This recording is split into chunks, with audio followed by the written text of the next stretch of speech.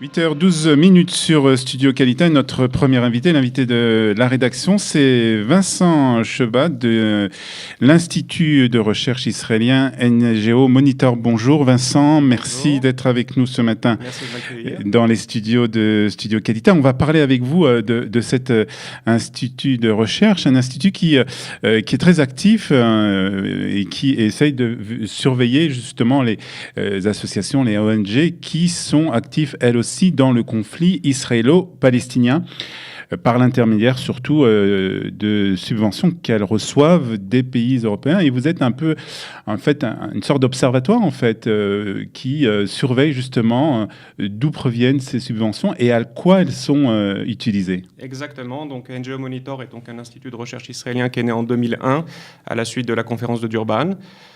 Notre mission est donc de vérifier les organisations de la société civile qui sont donc actives dans le conflit israélo-arabe, de comprendre leur fonctionnement, leur rhétorique, leurs projets et bien sûr leur financement qui vient en général des pays européens. Et donc, à chaque fois qu'on voit qu'il y a des dérapages, alors on essaye donc d'écrire des dossiers sur ces associations, sur ces financements, les transmettre à des personnes donc concernées en Europe, afin de les prévenir que leur argent donc est un peu utilisé de manière contre-productive. Alors, ce sont essentiellement des associations palestiniennes, mais pas seulement. Aussi quelques associations israéliennes. Mais disons que les plus extrémistes sont bien sûr les plus actives aussi sont les organisations palestiniennes. Je pourrais vous donner quelques exemples par la suite. Alors, on a entendu parler de vous et de votre travail, particulièrement avec l'exemple du Danemark, puisque le gouvernement danois a décidé de durcir les conditions d'attribution d'aide aux ONG palestiniennes. C'est ce qu'on a appris, je crois, vendredi. Exactement. Cela fait suite à un travail que vous avez fait, vous ? Alors, premièrement, effectivement. Mais premièrement, le Danemark n'a pas seulement annoncé un durcissement dans sa politique d'aide aux ONG palestiniennes, mais aussi a décidé de stopper le financement de 14 ONG palestiniennes sur les 24 qu'elle finance. Et donc, effectivement, c'est un travail sur plusieurs années que nous avons effectué à NGO Monitor pour, encore une fois, monter des dossiers sur ces organisations qui recevaient des fonds du Danemark, mais pas seulement du Danemark, aussi de la Suède, de la Suisse et de la Hollande, pour les prévenir, on va dire, des détournements d'argent de ces organisations qui brandissent l'étendard des droits de l'homme, mais qui, en définitive, sont très impliquées dans des campagnes de dénigrement et de délégitimation de l'État d'Israël. Alors, on parle là, dans le cas du Danemark et des autres pays que vous avez cités, d'une association, ou plutôt d'une sorte d'association qui couvre plusieurs, qui subventionne d'autres associations palestiniennes. Je crois que c'est Amin Allah en hébreu. Voilà, c'est donc une sorte on l'appelle le secrétariat. Le secrétariat. Il y a un nom un peu plus long, mais je ne vais pas vous le dire à l'antenne.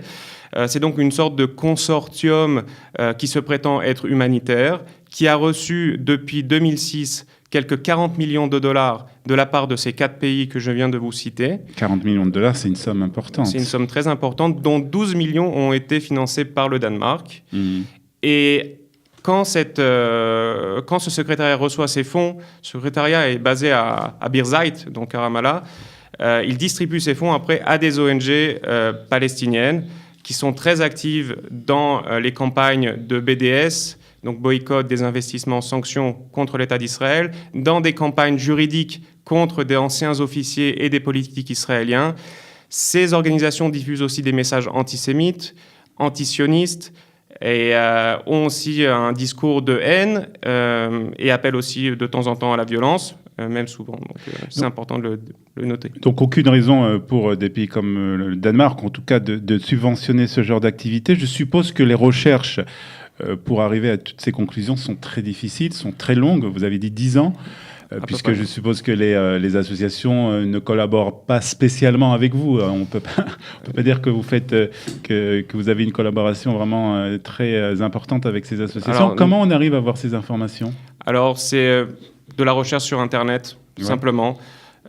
Certaines associations sont transparentes, d'autres ne le sont pas, mais on peut vérifier quand même les fonds qui sont donc destinés à ces associations quand on se focalise sur la source de financement, donc les pays européens en question. Maintenant, effectivement, comme vous l'avez noté, il est très difficile de convaincre des pays européens de stopper le financement de ces associations parce qu'ils pensent, a priori, qu'ils financent des associations qui sont donc qui travaillent dans le domaine de l'humanitaire. Et c'est vrai qu'ils ont du mal à accepter que ces associations sont en fait définitivement très politisées et qu'elles diffusent des messages de haine et de violence. Alors comment ils arrivent justement, je crois que vous avez un petit film qui présente un peu le processus justement de quelle manière ces subventions passent d'un pays européen comme le Danemark ou la Suisse et arrivent à des associations palestiniennes qui sont actives dans tout ce qui est boycott contre Israël ou même des messages antisémites. Comment ce processus fonctionne en fait? Alors donc comme je vous l'ai dit, depuis 2006 jusqu'à 2018, ces 4 pays ont donc financé ce secrétariat à hauteur de 40 millions de dollars. Et après, il y a un manque de transparence ou un manque de contrôle, disons, des pays en question vis-à-vis des organisations qui sont donc les récipiendaires de cet argent qui provient donc de ce secrétariat. Je voudrais aussi noter que de nombreuses organisations palestiniennes qui reçoivent ces fonds ont aussi des liens avec des groupes terroristes tels que le FPLP, donc le Front populaire de libération de la Palestine. Et c'est ça, en fait, qui a un peu déclenché une vague médiatique il y a quelques mois en arrière et qui a permis donc, disons, de mettre un frein à ces financements. Alors, est-ce qu'il y a d'autres pays qui suivent, qui vont peut-être suivre l'exemple du Danemark? On avait parlé au mois de mai du gouvernement norvégien qui avait cessé un financement d'un centre palestinien pour femmes au nom d'une terroriste palestinienne. Alors, disons, premièrement, la Norvège devait aussi rentrer dans le club des bailleurs de fonds de ce secrétariat. Et étant donné qu'ils ont reçu nos documents, notre documentation, nos rapports, ils ont décidé de ne pas rentrer dans ce club de financeurs. Maintenant, effectivement, au mois de mai dernier, il y a eu une sorte de scandale, étant donné qu'une organisation palestinienne recevant donc des fonds de ces pays européens a inauguré une école au nom de Dalal Mughrabi, une terroriste palestinienne qui a assassiné 37 civils israéliens en 1978, dont 11 enfants. Ça a fait un gros bruit médiatique et à partir de ce moment-là, le Danemark a décidé de geler son financement à ces associations et de faire un audit sur les associations qu'elle finance.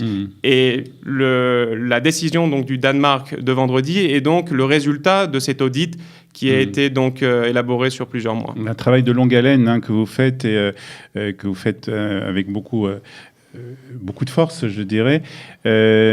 On parle de combien de millions de dollars l'ensemble des subventions des pays européens aux ONG palestiniennes? On parle à peu près de 100 millions.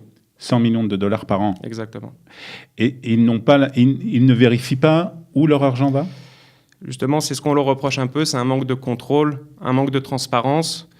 Et finalement, ils financent des associations qui vont à l'encontre même de leur propre politique. C'est-à-dire qu'ils financent des associations qui sont pour une solution à un État, alors que finalement, les pays européens souhaitent 2 États pour 2 peuples. Ça, c'est un exemple, on va dire, assez soft. Et bien sûr, comme je vous ai dit, ils financent aussi pas mal d'organisations qui ont des liens directs à des organisations terroristes telles que le FPLP.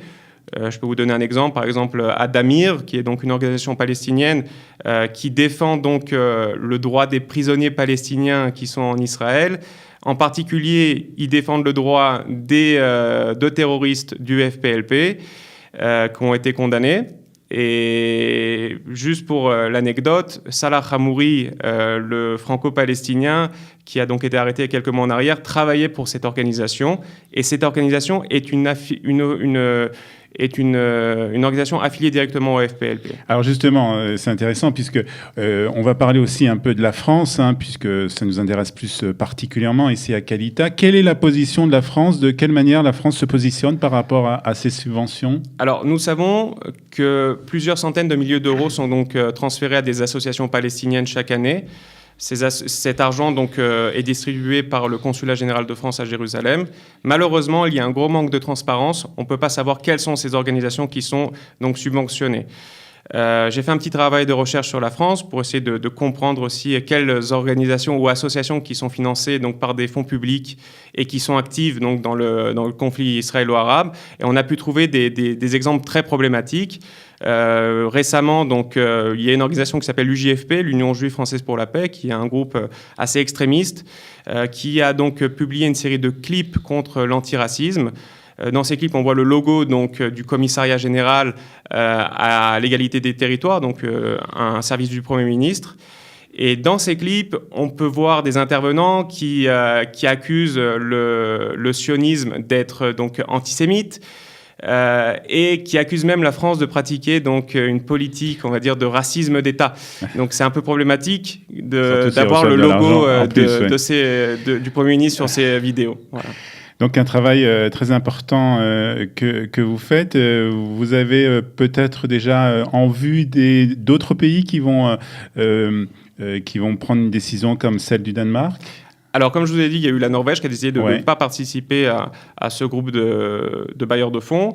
Récemment, la Suisse a voté une motion dans les deux chambres donc, du Parlement suisse pour être sûr que de l'argent public ne sera pas utilisé pour financer donc, des groupes qui diffusent de l'antisémitisme, qui incitent à la haine et à la violence. Et donc, c'est aussi le résultat de notre travail, puisque la Suisse fait aussi partie de ces 4 pays qui financent donc ce secrétariat. Écoutez, un très beau travail, en tout cas, que vous faites pour la démocratie israélienne et un travail que vous faites en totale indépendance, puisque vous ne recevez aucune aide du gouvernement israélien et c'est une décision délibérée de la part des dirigeants de NGO Monitor. Exactement. Merci Vincent Cheba d'avoir été notre invité ce matin et d'être venu dans notre studio ici, un studio Qualitas. Je vous souhaite une bonne journée. Bonne journée. À très bientôt. Au revoir. 8h presque 25 minutes. Dans un instant, on parle histoire avec Eliana Gerfinkel.